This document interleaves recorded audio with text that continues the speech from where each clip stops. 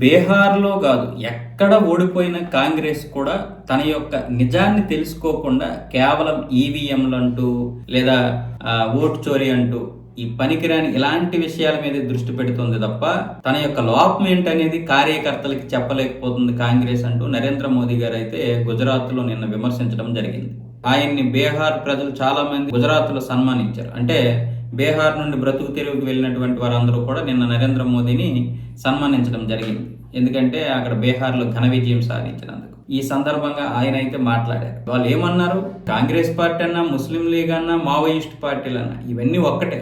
వీటన్నిటికీ మూల రూపమే కాంగ్రెస్. కాంగ్రెస్ తన యొక్క లోపాలు తెలుసుకోవాలి. ఆ లోపాలతో పాటు ఎందుకు వ్యవస్థాగతంగా ఇదవుతున్నామని తెలుసుకోకుండా ఈవీఎంల మీద పడితే ఎప్పుడు గెలుస్తారు వాళ్ళు?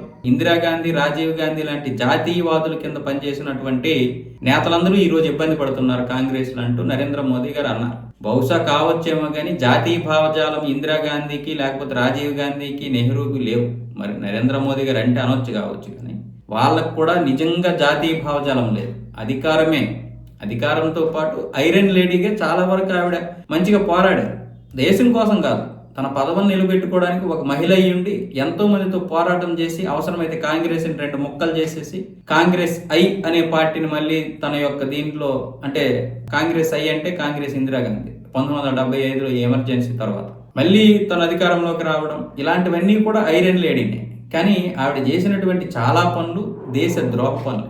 రాజ్యాంగంలో సెక్యులర్ చొప్పించడం కావచ్చు, హిందువులకి 2 పిల్లలు అంతకు మించి వద్దని చెప్పడం, ముస్లింలు ఎంతమంది పిల్లలైనా కనవచ్చు అని చెప్పడం, దేశ సరిహద్దుల్లో చాలా భూభాగాన్ని వాళ్ళ అయ్యి ఇచ్చిస్తే వాళ్ళ అయ్యితో పాటు ఈవిడ కూడా కొంత ఇచ్చేయడం, 1971లో అనవసరంగా అవసరం లేని విధంగా ఈ తూర్పు పాకిస్తాన్కి బంగ్లాదేశ్ అనే పేరు పెట్టి మళ్ళీ స్వతంత్రం ఇవ్వడం, 93,000 మంది పాకిస్తానీ సైనికుల్ని 3 నెలలు భారత సొమ్ముతో పెంచి పోషించి పందికొక్కుల్లా తయారు చేసి మళ్ళీ పాకిస్తాన్కి అప్పచెప్పడం, పాకిస్తాన్ దగ్గర 15,000 స్క్వేర్ కిలోమీటర్ల భూభాగాన్ని భారత సైన్యం ప్రాణాలు కొట్టి, ప్రాణాలు త్యజించి, ప్రాణ త్యాగం చేసి సంపాదిస్తే మళ్ళీ దాన్ని సంవత్సరం తర్వాత ఎటువంటి విలువ లేకుండా వాళ్ళకి ఇచ్చేయడం, పీఓకి పరిష్కారం చూపించకపోవడం, కశ్మీర్ని 370 అమల్లో పెట్టేసి పాకిస్తాన్కి ఏదో ఒక రోజు ఇచ్చేద్దామన్న విధంగా ప్లాన్ చేయడం.